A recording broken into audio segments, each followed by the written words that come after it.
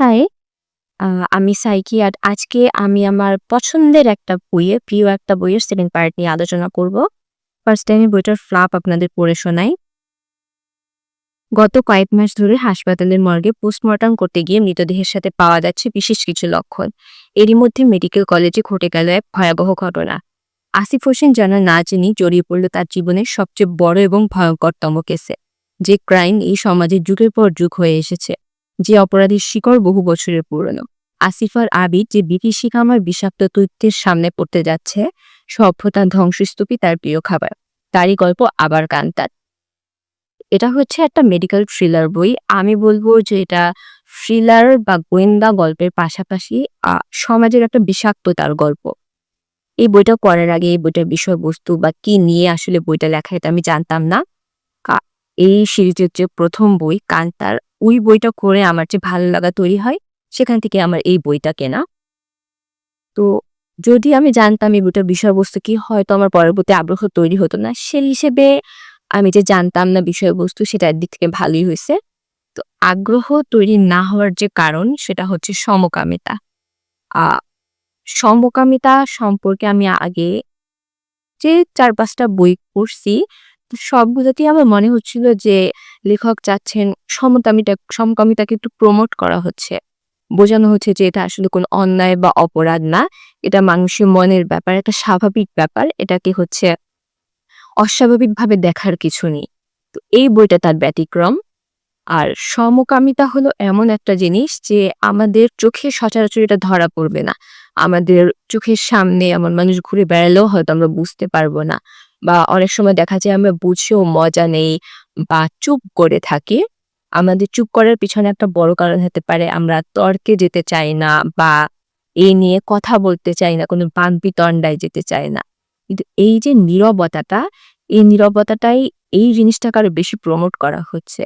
তারা আসলেই আমরা যে নীরব আছি তাতে তারা বুঝতে পারছে না যে আসলে জিনিসটা অন্যায় বা এটার পক্ষে আসলে কেউ নেই। তো এটা নীরব থাকার মতো কোনো বিষয় না। আমি বলব যে এই জিনিসটা নিয়ে কথা বলা বা এই বিপক্ষে মতামত তুলে ধরা একটা চ্যালেঞ্জিং বিষয়, যে চ্যালেঞ্জটা লেখক নিয়েছেন। তো সমকামিতা হলো একটা রোগ। রোগ কখনো অন্যায় বা কোনো অপরাধ হতে পারে না। কিন্তু সমকামিতা অন্যায়, অপরাধ। সমকামিতা কেন অন্যায়?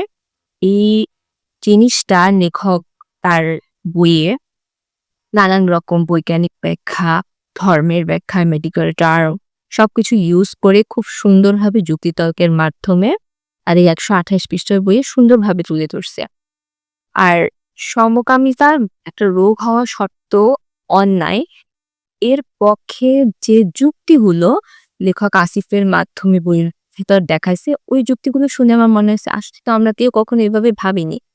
এভাবে ভাবলে প্রত্যেকটা মানুষ বুঝতো যেটা আসলে অন্যায়ের বিপক্ষে কথা বলা উচিত বা এইদিকে কেউ যাওয়ার হয়তো সাহস করতো না ওই যুক্তিগুলো যেভাবে দেয়া হইছে। তো সব মিলিয়ে বইটা আমার কাছে ভালো লাগছে।